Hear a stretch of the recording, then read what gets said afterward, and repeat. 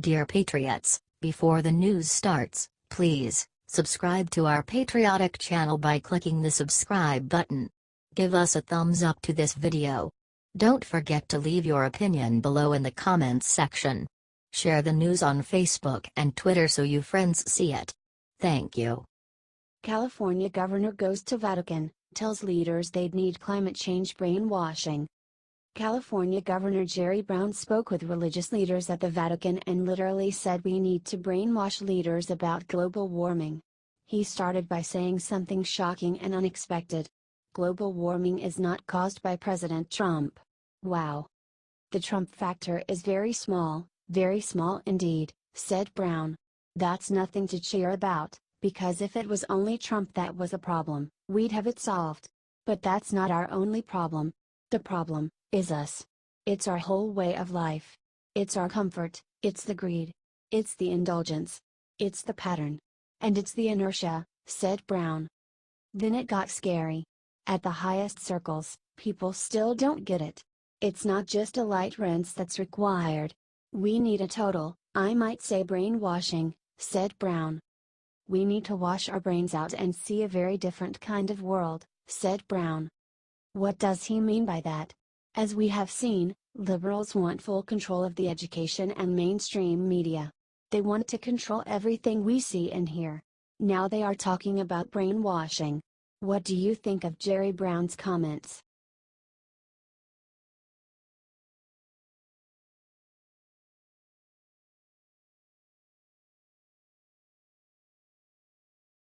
Woman defends ad suggesting Gillespie likes running down minorities in a truck. Tucker crushes her. The group Latino Victory made a campaign ad for Virginia's Democrat Ralph Northam against Republican Ed Gillespie. In the ad they depict Gillespie as a white supremacist who likes to run down minorities with a pickup truck.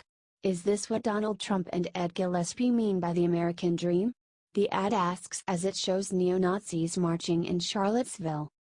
However, Gillespie himself spoke up against the march in Charlottesville. Tucker Carlson confronted lawyer LaDon Jones over the ad. What does that have to do with Ed Gillespie? I mean, look, I'm trying to be reasonable. I'm not sure you're capable of it, but I'm trying to walk through this slowly and ask you, how does what happened in Charlottesville relate to Ed Gillespie and why is he responsible for it? I mean, maybe I'm too literal, said Carlson. No, you're trying to be literal, and you know what? You're trying to be literal, and you're trying to be literal because you don't want to recognize that there are white people in America that can be as bad and worse terrorists as the Muslim terrorists that are here. And you're defending this ad, not because it has anything to do with Ed Gillespie. You could care less about Ed Gillespie. You care about what it depicts. You want to show that the Confederate flag is part of our heritage. I salute one flag, that's the American flag, responded Jones, like a complete lunatic. We are done. You're a deeply unreasonable person. I hope you never get near power, responded Carlson.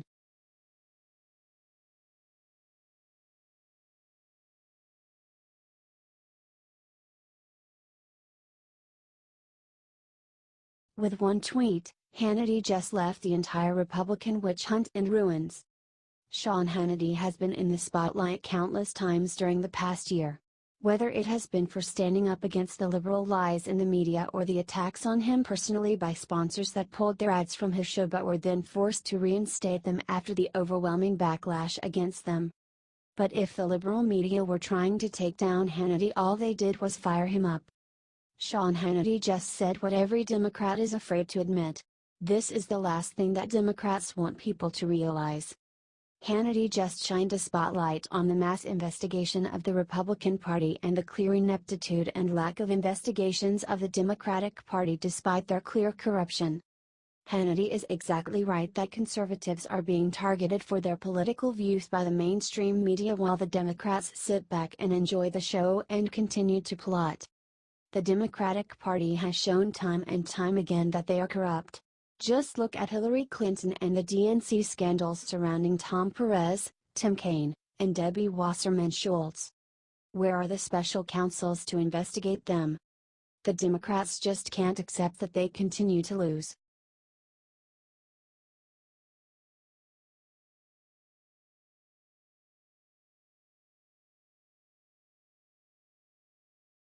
Game over. Jeff Sessions calls for crackdown on marijuana legalization. For Jeff Sessions, marijuana is certainly not something to laugh about. The Attorney General is about as anti-pot as humanly possible. In June, he came before Congress, asking his peers to undo the federal medical marijuana protections established by the end of 2014. As of today, those regulations have yet to change. However, Sessions wrote letters to 4 governors in the past week, stating that he had serious concerns legalizing weed.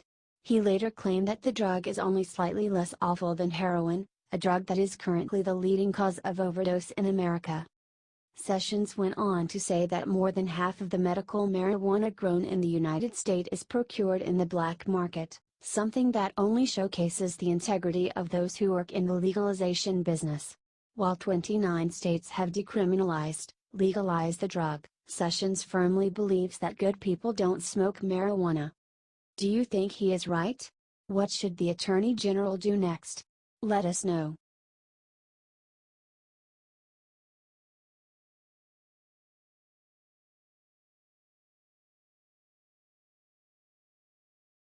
Al Gore just flipped and admitted something about Trump that no one saw coming.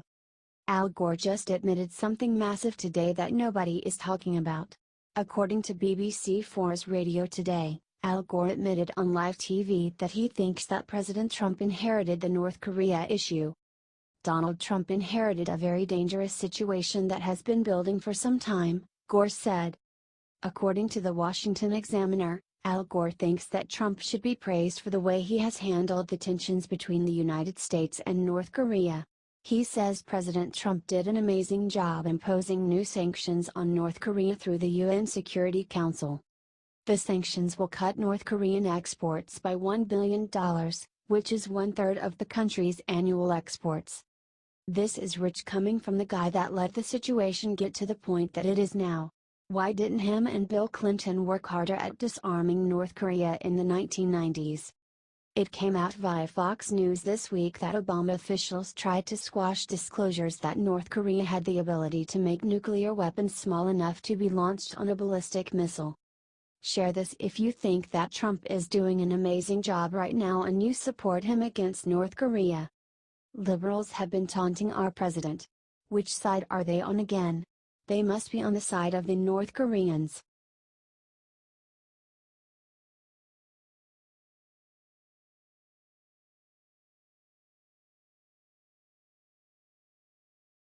Stop being so jealous of Fox News. Watch Kellyanne Conway pulverize CNN's Brian Stelter.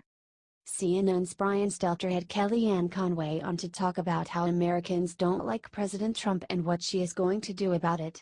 Kellyanne Conway completely flipped it on him and made him look like a total idiot. Given President Trump's historically low approval ratings, what specific steps are you and your colleagues taking to try to repair Trump's credibility? Asked Stelter. The numbers that matter to America is the 1.5 million jobs created on his watch, the 54 record highs in the stock market closes, the consumer confidence level at a 17-year higher than both George W. Bush and President Obama, responded Kellyanne. You have the voice going through your promo saying CNN, the most trusted name in news.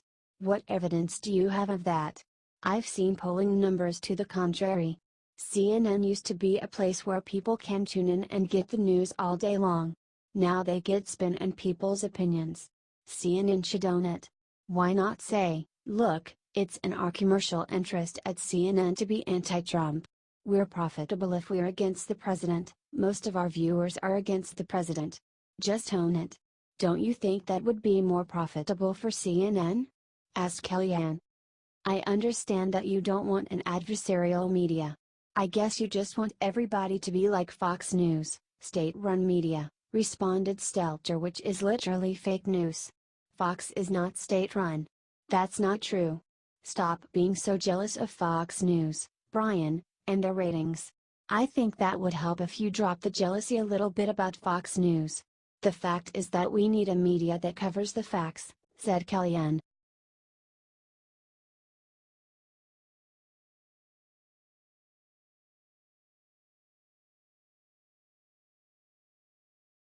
Donna Brazile drops biggest bombshell yet about Seth Rich, Hillary could go to jail for it. Donna Brazile is exposing everything about Hillary and the DNC in her new book. However, the most recent revelation is much larger than just triggering the primary against Bernie Sanders.